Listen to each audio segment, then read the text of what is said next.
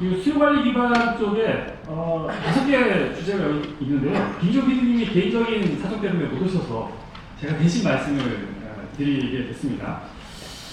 그래서 제가 그 대강의 내용은 알고 있지만 디테일한 부분까지 가면 파악하지 못한 부분도 있거든요. 그래서 좀 말씀드리기 조심스럽긴 하지만 여기는 자료를 말씀드리는 걸로 가름을 하도록 하겠습니다. 수요관리 기반 같은 경우에는 데이터를 잘 활용하는 것에 이제 중점을 둬서 과제들이 구성이 되어 있고요. 보시면은 수송 쪽, 건물, 산업 각각에 있어서 어떻게 유연 자원을 확보할 수 있고 그 유연 자원을 확보하는 과정에 있어서 데이터를 잘 활용할 수 있을 것인가에 대한 고민을 녹여낸 과제들이라고 말씀을 드릴 수가 있습니다.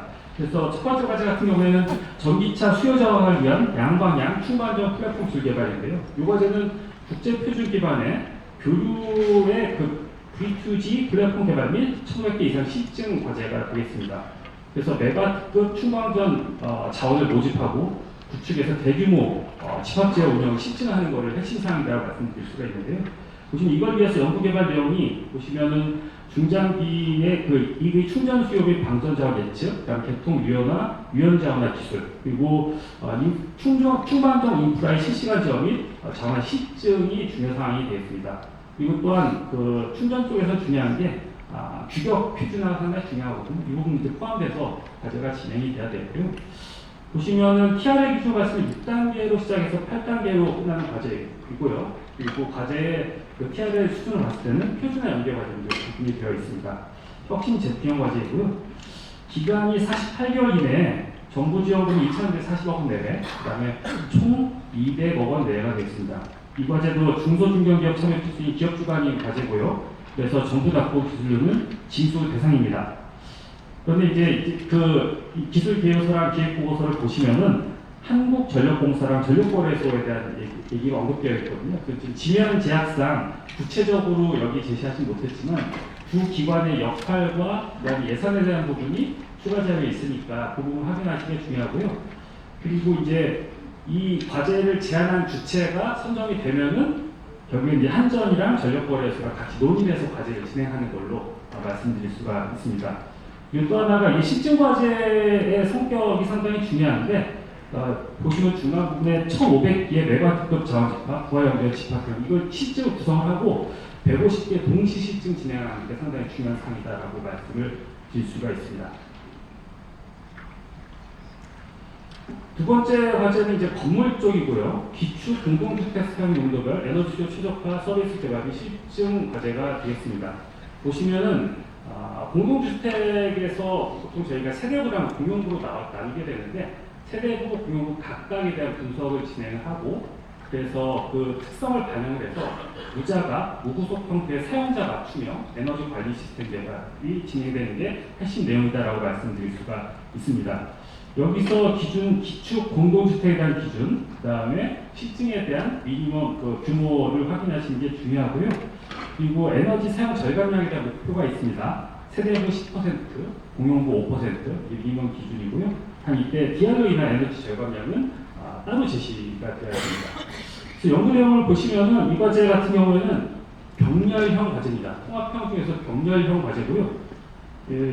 그 출발 과제와 1세부, 2세부가 각각 이제 선정 평가를 거쳐서 선정이 되면은 과제를 이제 조율해서 진행하는 병렬형 과제. 요 하나 저희 쪽 그 수요관리 핵심 기술 개발사에서 이제 하나가 유일하다고 제가 알고 있는데요.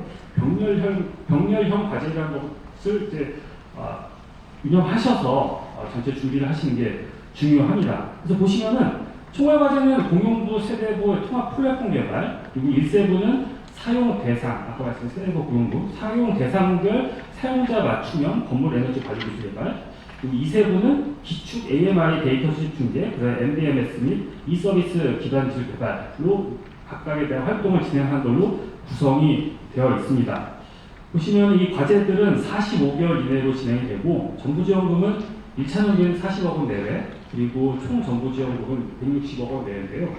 총괄과 1세부, 2세부 각각에 대한 예산 배분에 대한 기준이 금액이 여기 명시되어 있으니까요. 이 부분을 감안하셔가지고 계획서를 작성하시는 게 중요하고요. 이 과제는 이제 중소중견기업 참여 필수인 기업 주관인 과제가 되겠습니다. 그래서 정보 납부 기술료는 징수 대상이고요. 그리고 세부 과제 1 같은 경우에는 실증이 진행되는 과제다 보니까 그 수요 기업 참여가 필수가 되겠습니다. 그리고 이제 중요사 기타 사항에 이게 중요 표시가 되어 있는데요. 총괄이 지원 제외되거나 세부 과제 중 일부가 지원 제외되는 경우는 평가단 심의를 통해서 전체가 지원 제외될 수 있다. 바꿔 말씀드리면은 각각 경렬형으로 진행이 되지만 적절한 주체가 잘 선정이 돼야지 과제가 갈 수 있다라는 내용이거든요. 이 부분을 좀 확인하시고 준비하시는 게 중요하다고 말씀드립니다. 수요관리 기반 세 번째 과제 되겠습니다. 수요관리 기반 LC의 탄소관리 데이터 플랫폼 개발이 실증이 되겠습니다.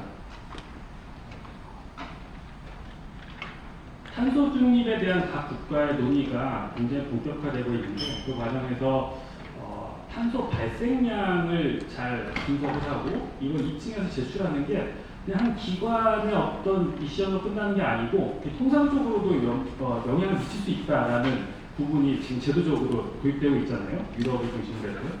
그 부분에 대해서 중소기업 혹은 중견기업이 자체적으로 대응하면 좋겠지만 실질적으로 상당히 어려운 부분이 많다라고 해서 구성된 과제가 되겠습니다. 그래서 중소 중견기업용 전 생애 주기 평가 기반 탄소 발전 추적 및 관리에 대한 플랫폼 개발, 그리고 수요관리 RE100 등 탄소 배출량 국가 활동과 연계해서 실증을 진행하는 과제가 되겠습니다. 그래서 실증형 혁신 제품형 과제고요. TR의 5단계에서 7단계까지 진행되면서 표준화 연계까지 진행되는 과제다라고 말씀을 드릴 수가 있습니다. 연구 내용을 확인해 보시면은 중소중견기업 대상의 사업장 공통 적용의 수요관리 기반 탄소 발생 추적 플랫폼 개발이 실증이 있고요.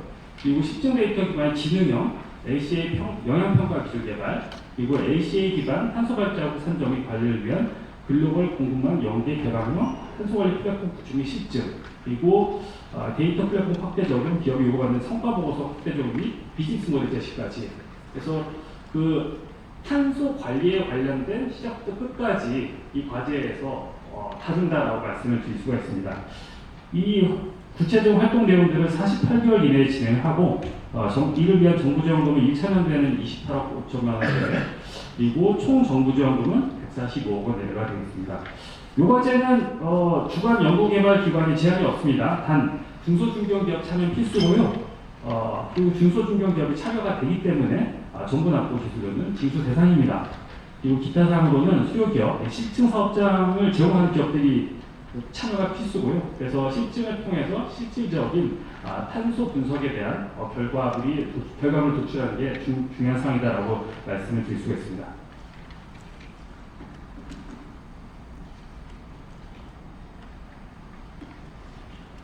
네 번째 과제입니다. 수요관리가 네 번째 과제고요. 수용 쪽으로 이제 구분할 수가 있는 과제입니다. 수요자원을 위한 농업용, 산업물류용, 배터리 교체형 전동화 플랫폼 구조 개발. 기존의 내연 기반으로 이제 구성이 많이 되어 있는데 그 내연 기반으로 구성된 농업용, 산업물류용 기계를 전동화로 이제 전환을 할 때 이제 배터리를 교체할 수 있는 시스템으로 가기 위한 연구 개발이고요.